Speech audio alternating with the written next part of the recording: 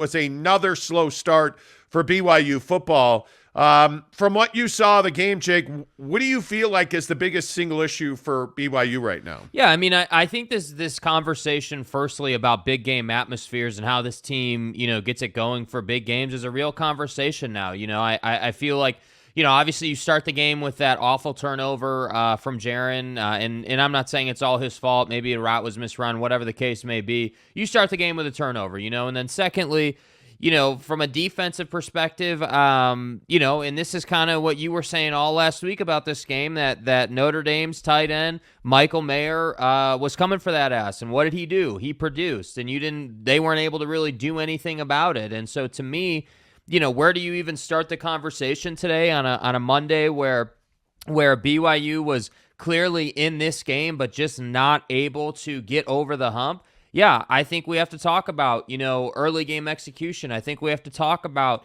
defensive scheme. And frankly, there was a conversation on Twitter raging about, BYU's the quality of their depth. Yeah, sure, they may have, some P5 talent at skill positions, wide receiver, maybe even running back and quarterback. But a lot of these backups that come in may not be P5 talent. Is that the reason they struggled against Notre Dame? And what I'm here to tell you, my opinion is that they struggled against Notre Dame because they simply did not come to this game ready to play. And I know that that's kind of harsh, but when you start the game the way they started the game and it feels the way it felt, to me, I just ask the question, like, what is the messaging to the team? Like, what is the process for getting ready for a game, whether it's Wyoming or Oregon or Notre Dame? Because we're seeing this I guess if you want to call it a trend, or if you just want to say this is who this team is, this slow start thing and this sort of coming out of the gates like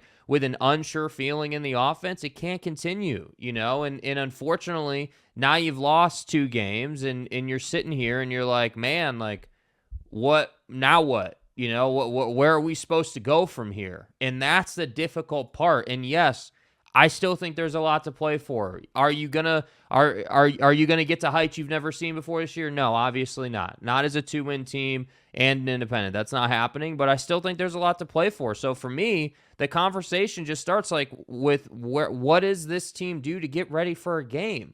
Because at some point you got to come out hot. At some point you got to come out like you did in week 1 against USF. You have to come out and set the tone.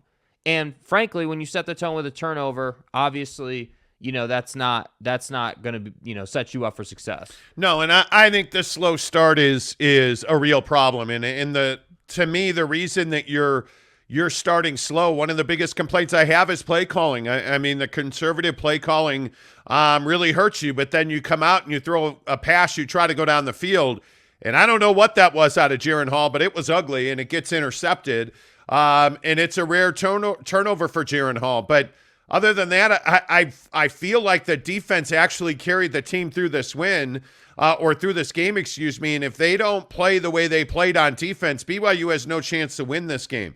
The offense was the issue. And obviously the biggest question is Jaren Hall hurt? And I'm here to tell you it doesn't matter if he's hurt, he's on the field. Mm-hmm. And the interception to start the game is not because he's injured. And you can't tell me that Jaren Hall and this offense simply decided not to throw the football. I mean, how many Puka Nacua sightings did we get? And now, again, we have another Gunnar Romney situation where it looks like he's going to be out for an extended amount of time. So you have a breakout game from Cody Epps. But it just felt like this offense wasn't aggressive enough. And I think it led to some inconsistency and momentum. And I think the other thing that was very clear in this game is that they've got to stop messing around with the offensive line, because when you have Kingsley Suamataia and Harris LaChance on the right side, I felt like that was your strength on the offensive line this week, their ability to move guys. I thought Harris LaChance did a fabulous job pushing the pile, but yet you're rotating guards in there. And I think it causes a chemistry issue. I think that all of these issues are self-inflicted damage by BYU. And I understand.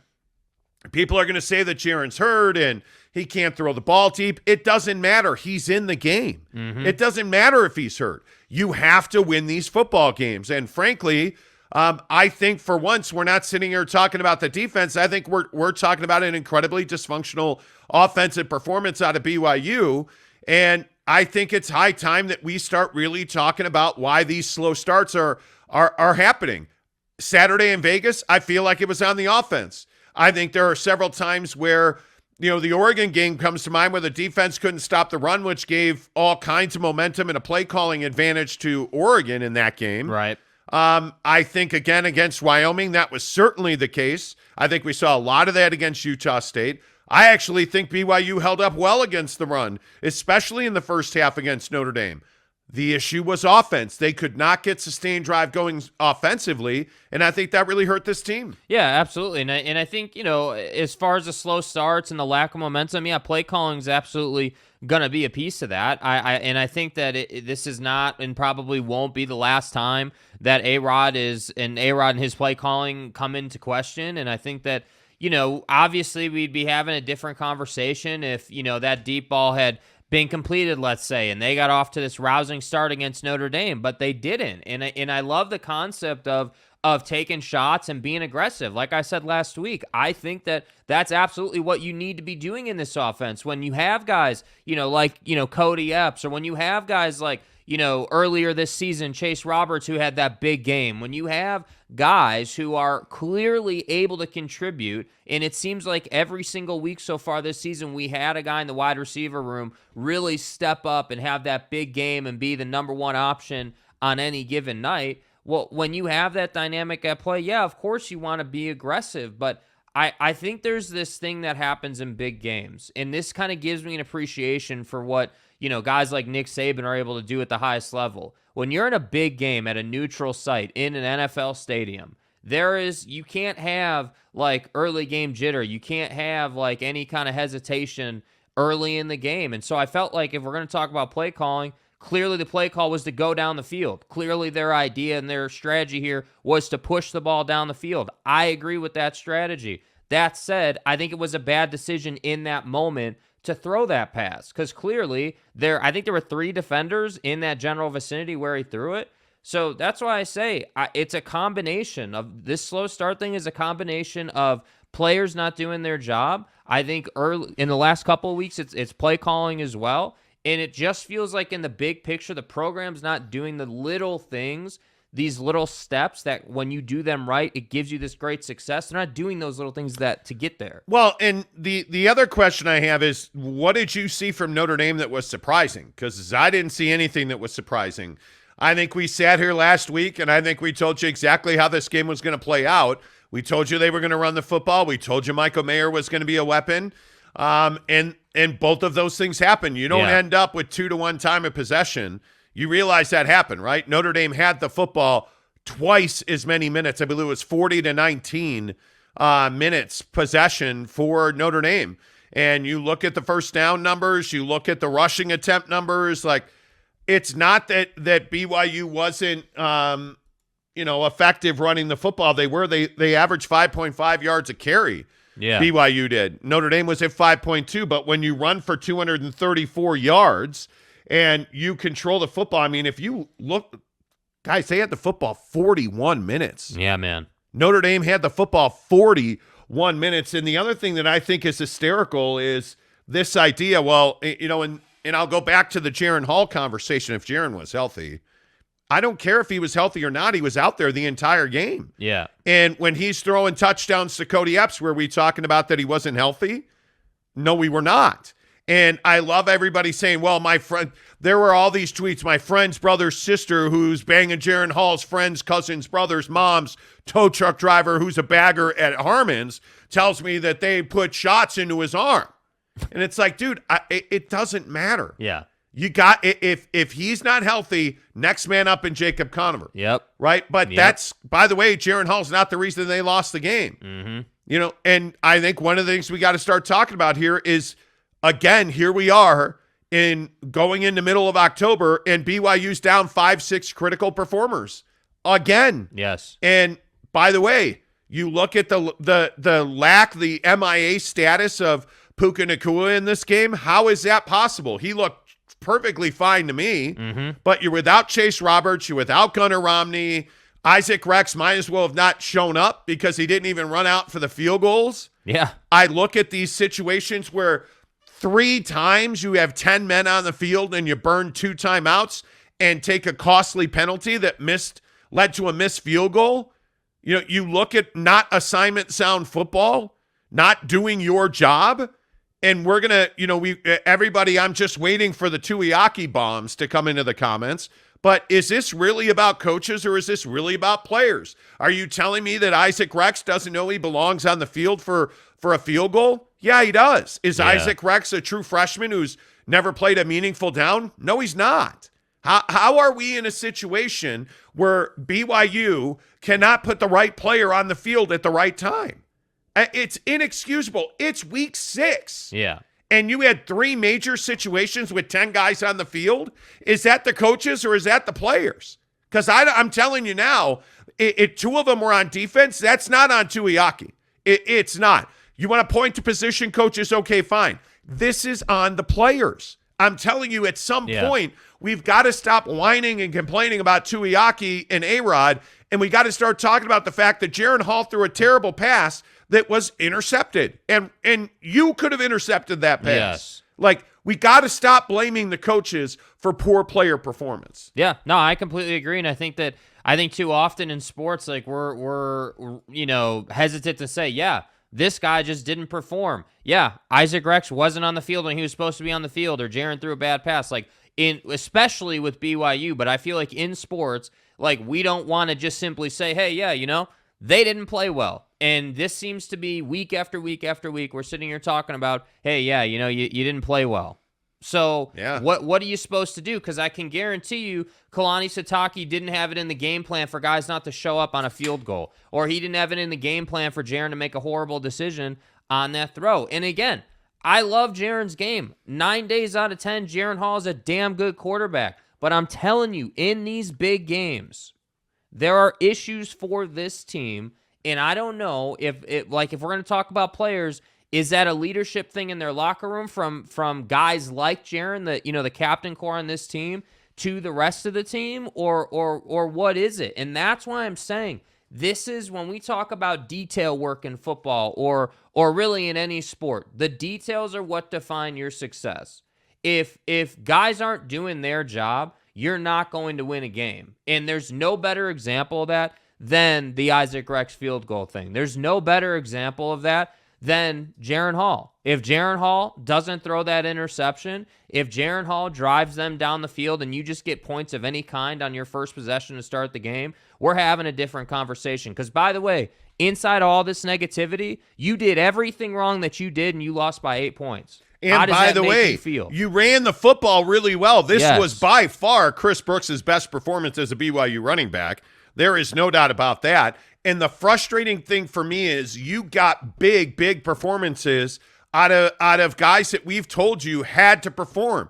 Cody Epps has to step up without Chase Roberts, now likely without Gunnar Romney for an extended amount of time. And I feel like you've been saying that for a couple weeks now, that Epps needs to kind of wake up and get going here. That's my guy. And he needs – it's not even that Cody needs to step up. They need to give him opportunities, and they did. That's right, T, and they did, and Cody Epps performed. Yeah. Throw him the football, right? Yeah. Like, we can sit here and complain about tight ends, and we can sit here and complain about underutilization. I'm telling you now, with all due respect, if Isaac Rex was that guy, he'd be that guy, pal. And with all due respect. And he's not. And there's whatever it is, a big play here, a couple of throws there, fine. I'm good with that. Throw the ball down the field. Like, that's your best asset. Yes. Let's stop hiding from it. Run the football effectively. It's fundamentals, bro. It's so frustrating to watch this team blow its own feet off. Why are we messing with the right guard? Not because he's on the show. Harris LaChance is your best option at right guard. It's not close. Yeah. Why are we rotating right guards when Kingsley and Harris are by far your best options on the right? Yeah. Is Harris perfect? No. But Harris LaChance is more than doing the job. You moved him from tackle to guard. In my opinion, he has picked up right where he left off from tackle to guard, and he's elevated his performance.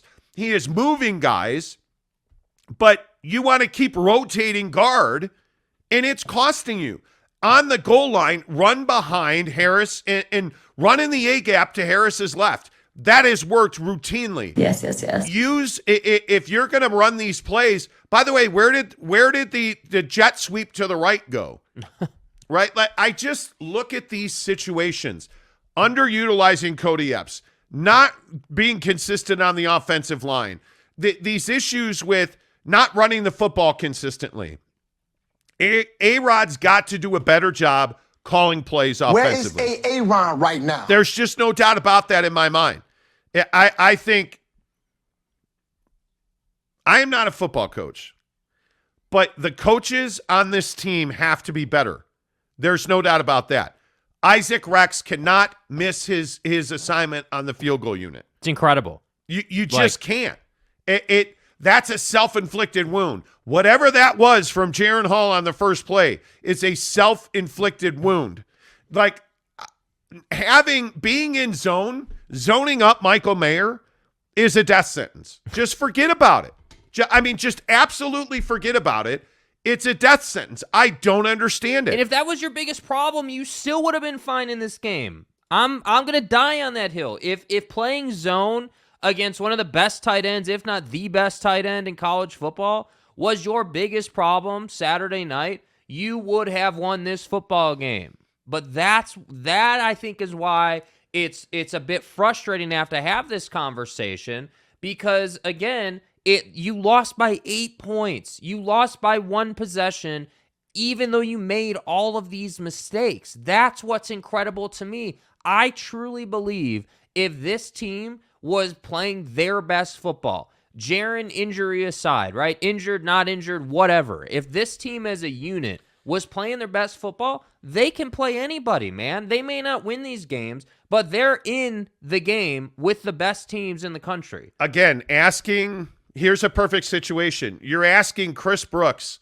to pick up Isaiah Foskey, the defensive end, on a blitz for Notre Dame. Kingsley Suamataia decides not to block the defensive end, and Chris Brooks picks him up and absolutely gets struck by Foskey. You're not that guy, pal. Trust me. You're not that guy. Is that on the coaches or is that on the player? Because if I'm an offensive line coach and I have Kingsley Suamataia on the right tackle, I'm asking him to guard the defensive end. Yeah. I am asking him to block the defensive end. But what does Kingsley Suamataia do? He moves inside to double team the tackle, leaving Chris Brooks on an island to try and check Foskey. And that's probably scheme, right? Is that a fair assumption to make, that's the scheme you're running? I can't believe that whoever's decision that is said, yeah, you know what, let Chris handle Foskey. No, that makes no. With all due respect. There's just no chance. No way. There's no chance. It's just nobody would ask a back to do that. Nobody. These are all self-inflicted wounds. Yes. And I think a lot of it is the players not executing mentally. Yeah. That's what this is. But I think there's a greater conversation there. When you see this same type of behavior week after week, right? Like, again, if it was kind of spot checking, like if it was just Oregon and then it was just Notre Dame and you had played your ass off in these other games, I wouldn't be on this train. But the fact is every single week for like the last 4 weeks, there have been issues. There have been self-inflicted wounds like this. And that's why I'm here to ask the question. We can, to me in my head, what goes through my head is, okay, the players are not mentally prepared to play. Can we just all agree on that? Whether it is Isaac Rex not being in the game, whether it is Jaren making a dumbass throw on the first play of the game, whatever. They're just not locked in, ready to go. I agree. So who is that on? Because at the NFL level, that's on the coaching staff. But at some point, there's this balance you have to find of the coaches can do everything they can do. If the players just aren't that guy, they're not that guy. So that's what I'm saying. Up to the Notre Dame game, Jaren, I felt like, could have been in the Heisman conversation. That's all over with now. That's done. You can forget about that. So to me, yep. I don't know. It's difficult. Yeah, I don't know, man. I look at this stuff that's happening, and it's just frustrating. Let's get your thoughts in here. Gage Carter, good morning to you. Man, tough weekend to be a Ute or Bears fan. See, why? That's the first. This is Gage? this being our first comment of the show is like Jaren throwing an interception on the first play of the game. Come on, guy. Gage? Come on. Why bring up the Chicago Bears? Why? Why would you do that? Why do that? Come on now. You're not wrong, unfortunately. I honestly think Morgan Scalley's job should be in jeopardy. There's an interesting conversation around that because, by the way, it wasn't just BYU. Coming up in 9 minutes, we will get to the Utah Utes as they lost to UCLA. Now, I'm not saying I'm perfect. Here we go. I'm not saying I'm perfect. Here we go. But the three-letter assassin absolutely got the job done. I mean, yes, he did. We'll talk about my guy DTR coming up here in 9 minutes on the show. Your guy. It's my guy. It's absolutely my guy on the Monty Show presented by the Advocates. UtahAdvocates.com. Chat with them online right now about your injury case. UtahAdvocates.com. Mike Chase says, morning, boys. Tough loss for both teams. BYU's slow start is what killed us. We played way better in the second half. No doubt about that. Tanner Plummer, I'm surprised. Are you hungover this morning? Are you I don't know how you're up this early and able to, really have coherent thoughts. Well, I'm not saying your thoughts are coherent ever. No. What I had meant to say was RSL made the playoffs last night. Were you? Bro, what are you talking about, man? I mean, were you straight raging with cat vibes all night? Or well, I'm glad that RSL rolled out the Draymond video and, used that to mock a bunch of people. That's, that was really high-class material on RSL. Yeah, what was that out of RSL on Twitter? Real high-class stuff there, bud. Anyway, next comment. What, let's what not are get we distracted here? What are we doing? Yeah, come on. By the way, on a side note, he said, I could go for some cotton candy right now. So could your dentist. Tanner says Utah's season isn't over. I don't know why, but I still think they can win the Pac-12 South. Well, the Pac-12 South is no longer a thing. They don't have divisions in the Pac-12, so just throwing that out there. Yeah. Let's see. Spencer D says, "Saw, dude. What's up, Spencer? Saw, bruh. What's up, dude? Disappointing weekend in sports. Big time drop at the end for Puka. Can you believe that?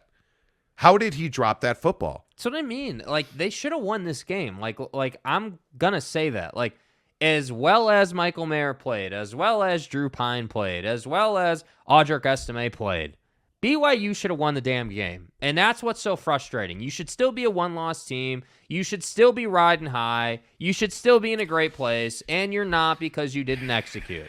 How many weeks in a row we got to have this conversation? Who should have won the game?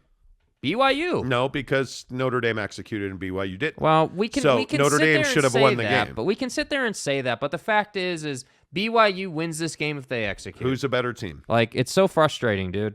Notre Dame's the better team. This is great. They're the better team.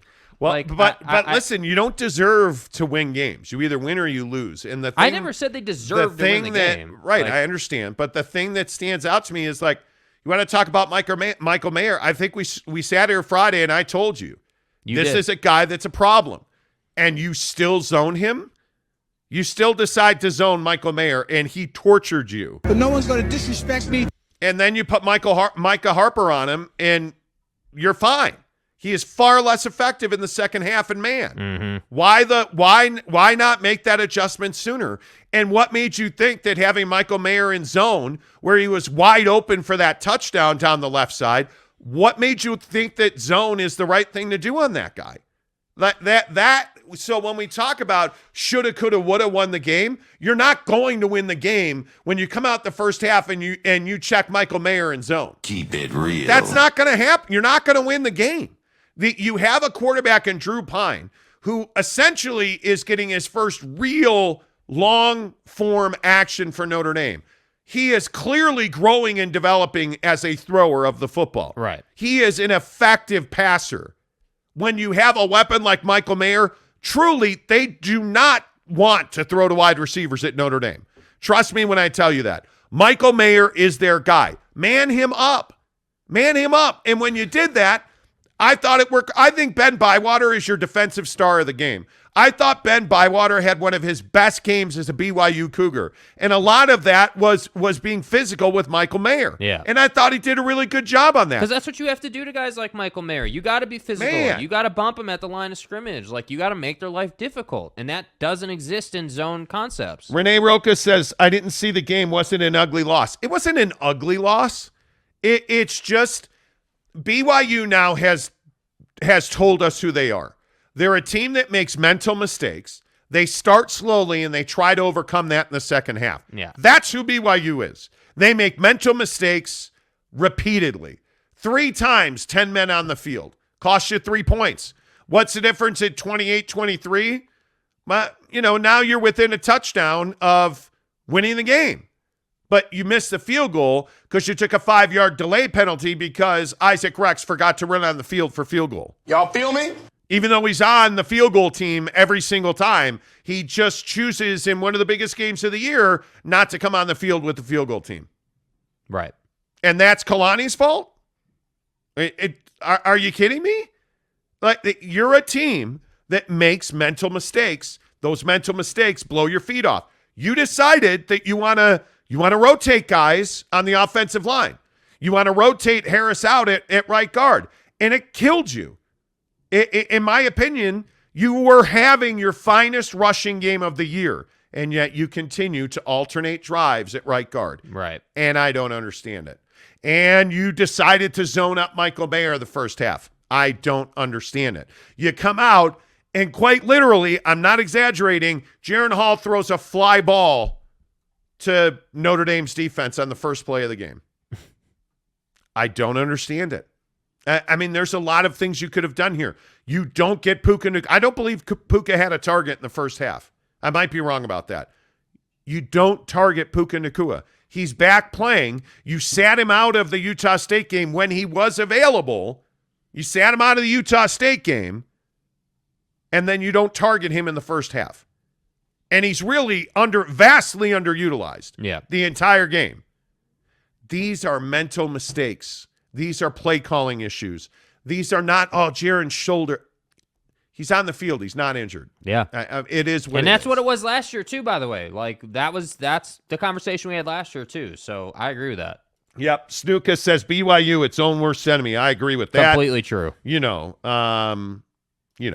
Tanner says, LOL, I'm not saying your thoughts are coherent. I'm not, I don't mean to label people. Lopes fan Gabe says, good morning, Casual. What's up, Lopes? Snuka says, ND is good, but BYU made them look better. That is absolutely true. Yeah. That is absolutely true. But, I mean, on the positive side of things, like this was by far your best running performance. And I do think there is a lot of credence in making Lopini Katoa your number one running back. I think he's not a guy that you're going to give 25, 30 carries, but he's a guy that needs more carries. Mm-hmm. Now, having said that, Chris Brooks had his finest game as a Cougar. This may have been the coming out party for Chris Brooks. No, unfortunately, it's October, the middle of October, and you're at the Arkansas game, which is not great. Tanner said, I didn't like RSL posted that Draymond video. Yeah. If you didn't see it, RSL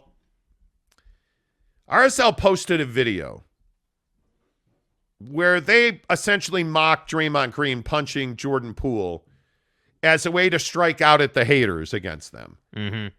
And it's just it's poor form. Yeah. It's poor form. Low cash. And it's just not something that you should be doing. I mean, last night, if you missed it, RSL won its second, what's the right way to say it? They had to win out. They had to win these 2 games. Yeah. To make the MLS playoffs. They do that. Yeah. And I thought it was a really good moment. I did. I thought it was a really good moment. And I think that it is, certainly one of those things you're going to look back at as, something that brings you together. Yeah. But I mean, to me, it was low cash, in my opinion. 6:30, the biggest stories in sports presented by Quick Quack Car Wash.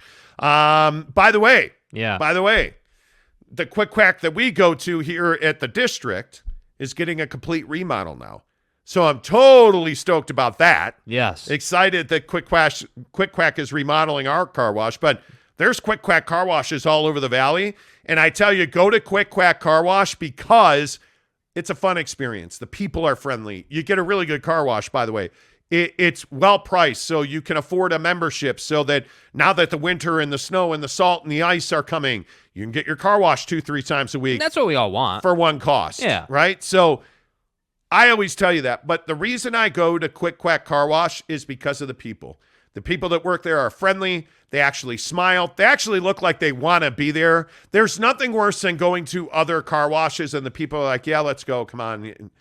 And then they don't help you like guide your car into the rail. Yeah. You know, you got to pull your front left wheel into the rail. Yeah. And you wind up hitting the rail or scratching a wheel.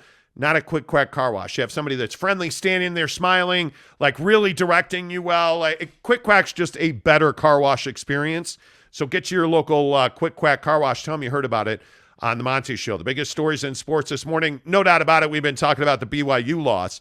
But what about the Utah loss? Because this was not a much better performance, Jake. I think that without question, you look at Utah and you see what happened, and this loss to UCLA was ugly.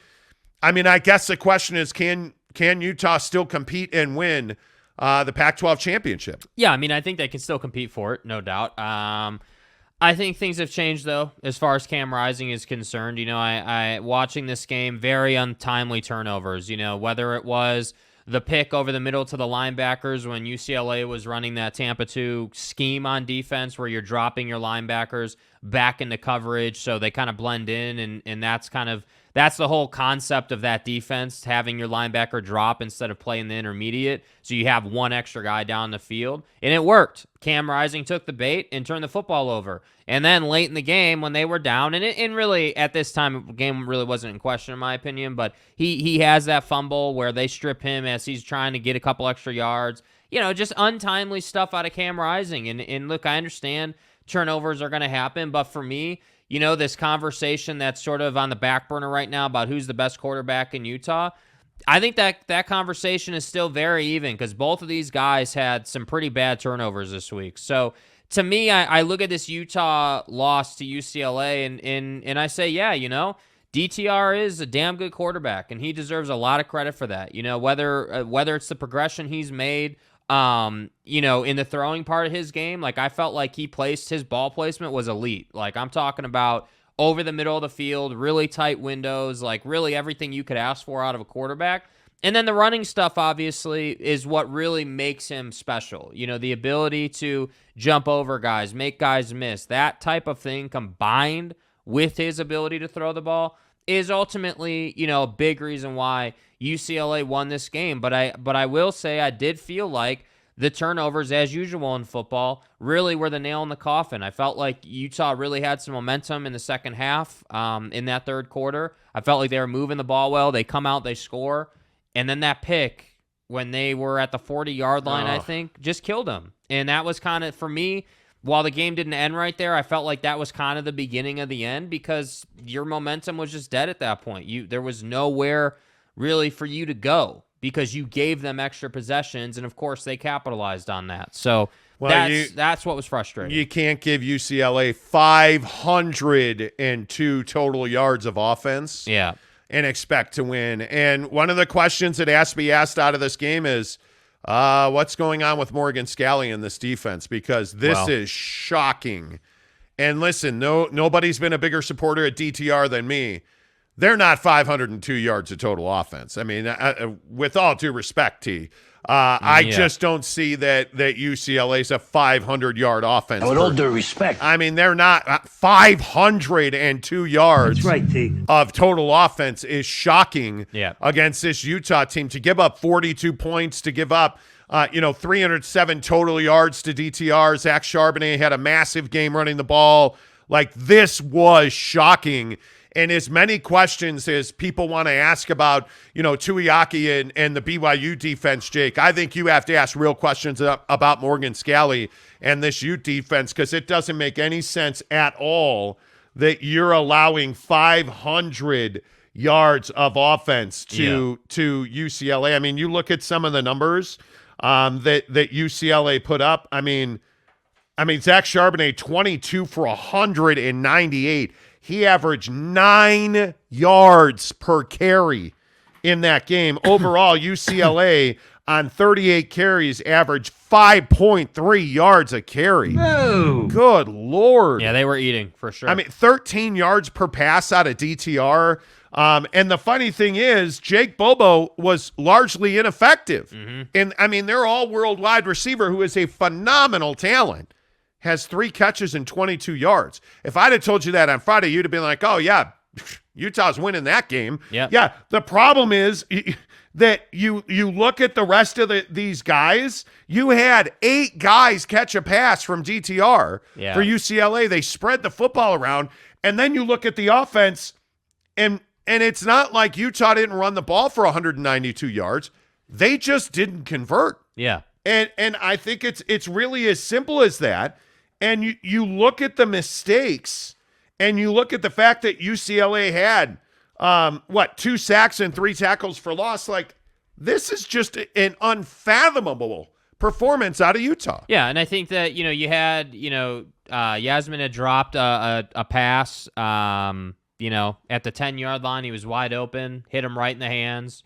And admittedly, it was on his fingertips, just a touch out in front of him. But that's one you got to have. That's a touchdown right there. So so Utah finishes with 32 points. They're probably at 38, 40 points there if he would just simply make a catch. I don't know if maybe there was something in the water this week in the state of Utah, but there were a lot of mental mistakes, I have to be honest, in both of these games. And really for Utah, I just felt like they got outclassed, honestly. And obviously we can have the conversation about Morgan Scalley and the defense and how bad it was, but I just felt like they weren't ready for DTR's throwing ability. I have to be honest. And I'm happy to eat my crow sandwich. I didn't feel like DTR was going to be able to sling it all around the football field on this defense, and that's exactly what he did. I mean, you just said, I think you said, he had eight different guys with multiple catches or whatever. Like, he spread it around, and he looked good doing it. He looked in control. So to me, I don't, what else do you say? I mean, it very much to me feels like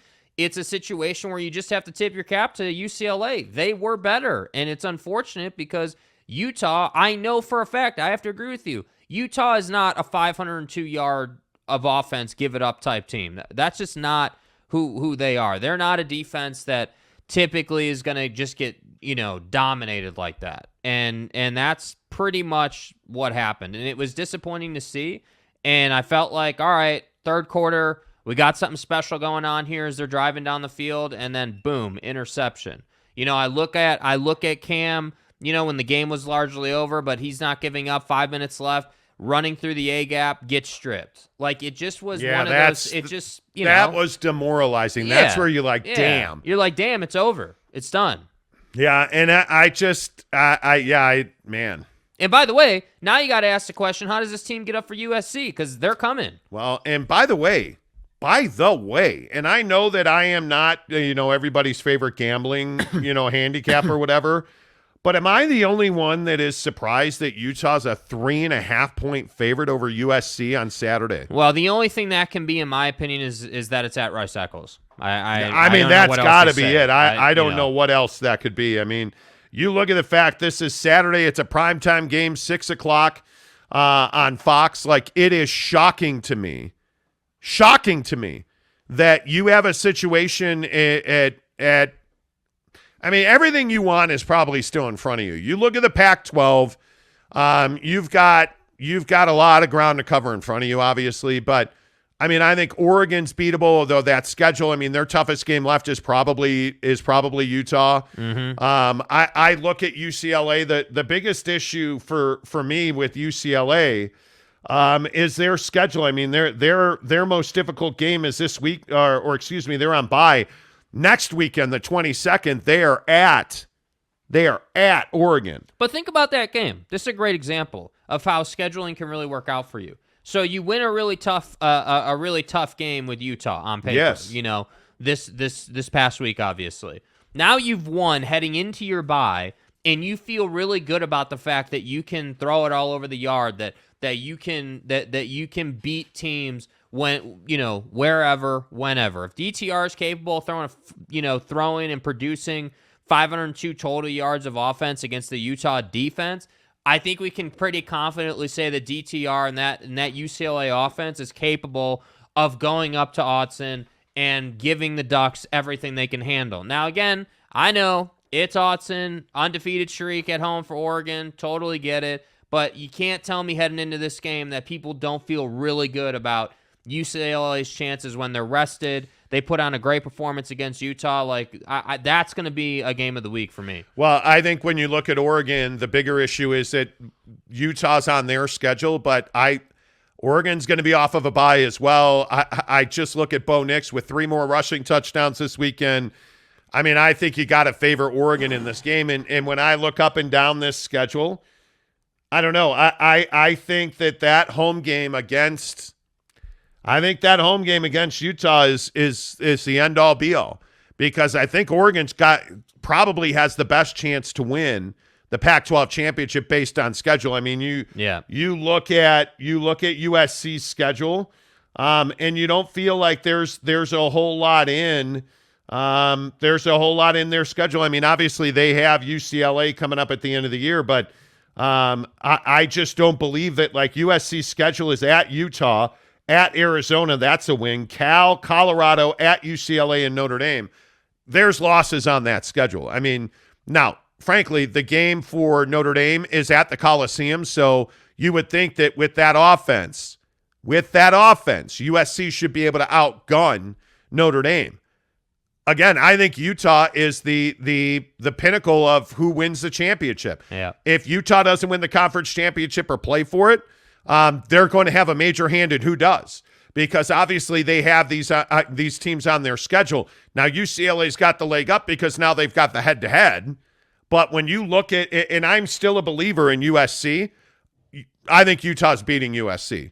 I do. I mean, there is no doubt. And I know that you were busy procreating and doing all kinds of amazing things this weekend. So you were not watching the amazing fight on USC Trojans. That's right, T. They weren't so amazing this weekend. There was a long stretch of that game against the Cougs that it felt like Washington State had a chance to win that game until they didn't. But you look at the way that Caleb Williams played in that game, he was far less than scintillating and likely cost himself any chance at a Heisman with that performance. I think there's a real chance that Utah is right there in the mix for a Pac-12 championship at the end of the year. I don't see any way, shape, or form that this season's over. So who do you think the best team in the Pac-12 is then right now? I mean, obviously UCLA had a big performance. But I think that's up in the air. I mean, a week from now, because they're on bye, 2 weeks from now, we're going to find out who UCLA is. I mean, if you really had to put the screws to me right now and who's the best team in the Pac-12, I might say Oregon, because the way that Bo Nix is running the football, and the way that they're playing defensively, I think they're better defensively than anybody thought they would be. Right. I don't think there's any doubt about that. I think we all had questions about Bo Nix throwing the football. Yep. I don't think anybody knew he was going to be this prolific of a runner. And I think right now, it's Oregon or UCLA today here on the 10th of October. I don't know how you don't say Oregon or UCLA, because I got real questions about USC. And we're going to talk about the AP Top 25 coming up in 5 minutes on Football at 50 presented by Papa Murphy's Pizza. But I look at who's got a legitimate seat at the table this year in the Pac-12. I still count Utah in that pool of teams. Totally. It is very difficult to go undefeated in this conference. And I think we see a lot of weakness in USC now. We see a lot of weakness. Oregon on the road is not Oregon at home. Totally. But they get UCLA at home, and they get Utah at home. I don't know what to make of that. I think Oregon's schedule very much lines up that Oregon's going to be in the conference championship. Yeah. Now, who that second team is, I don't know. UCLA's got to find a way to blow a second game.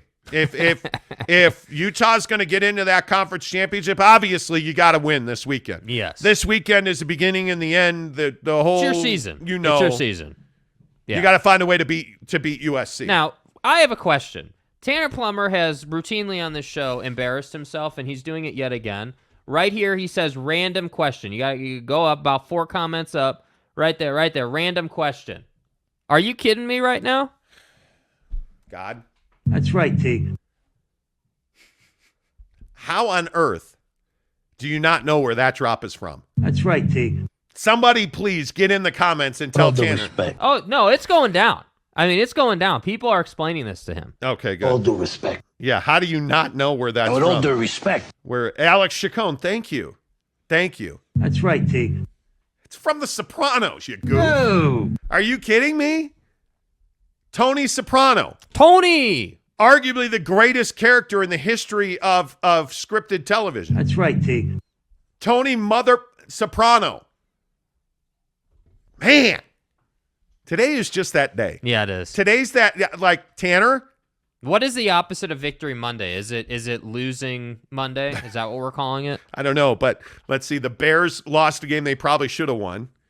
BYU lost, Utah lost. Like, I mean, what are we even talking about here? Now, thankfully, my Padres won. Oh, yeah. You know. Your Padres. Slam Diego. Slam Diego. Man, well, that I mean, game that was is fun. my. That what do you game mean? was fun as hell. Dude. Yeah, you've been a Padre fan for a That's while. my second team Yeah. going back for Yeah, until long while. Tatis put a needle in his arm, you know. How come we can't talk more baseball in Salt Lake City? Yeah, I don't know. Because I agree that